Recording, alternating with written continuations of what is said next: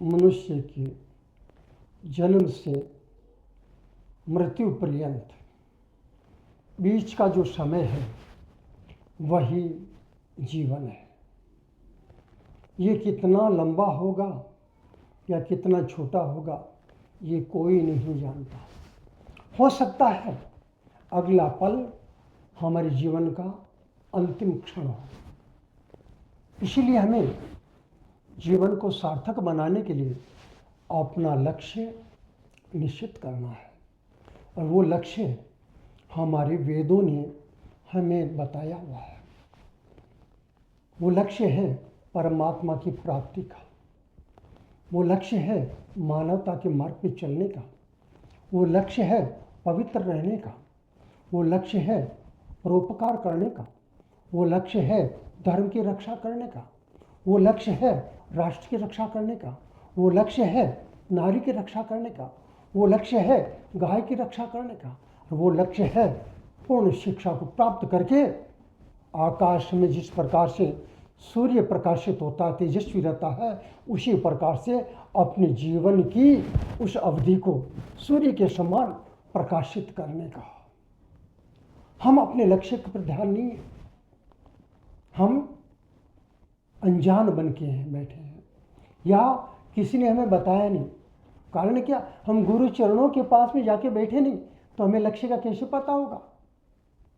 इसलिए सद्गुरु महाराज के पास में जाइए, उनकी वाणी का श्रवण कीजिए, उनके सानिध्य में रहिए, उनके बताए हुए मार्ग में चलिए, तब आपके जीवन का लक्ष्य आपको प्राप्त होगा। मनुष्य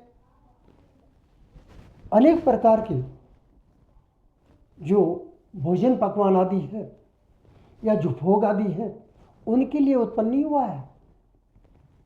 मनुष्य संसार की रचना करते हुए परमात्मा को प्राप्त करने के लिए ही पैदा हुआ है। इसका जन्म ही सिर्फ परमात्मा को प्राप्त करने के लिए है, मगर उसके पीछे मार्ग जो है वो सनातन धर्म में मार्ग है। उसी पे चलोगे तो परमात्मा प्राप्त होगा।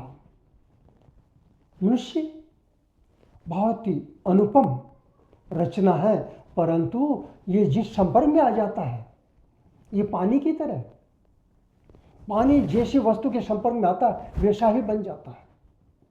वो जैसे गंगा के जल में संपर्क में आया तो गंगा जल बन गया, और नाली में आया तो गंदा पानी बन गया।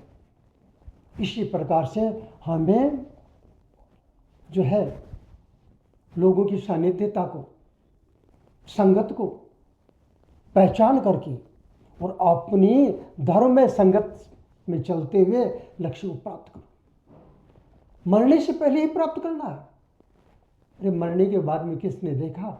उठो और प्रतिदिन अपने कार्य के प्रति ईमानदार होकर के, निष्ठावान होकर के, विश्वास युक्त होकर के, श्रद्धावान होकर के उसका कर्म करते हुए उसको प्राप्त करो।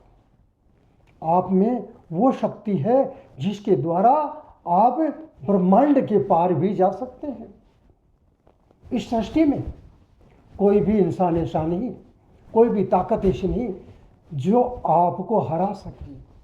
विचार करके देखो कि संसार में अनेक असंख्य मनुष्य पैदा हुए, पर क्या उनमें से सभी जिंदा हैं? क्या नहीं। जो संसार में अच्छा काम करके गए वो मरने के पश्चात भी, संसार से जाने के पश्चात भी आज भी जिंदा है। जैसे हमारे ऋषि मुनि, हमारे संत महात्मा, हमारे वीर, हमारे दानी और हमारे देशभक्त, ये हमेशा जीवित हैं।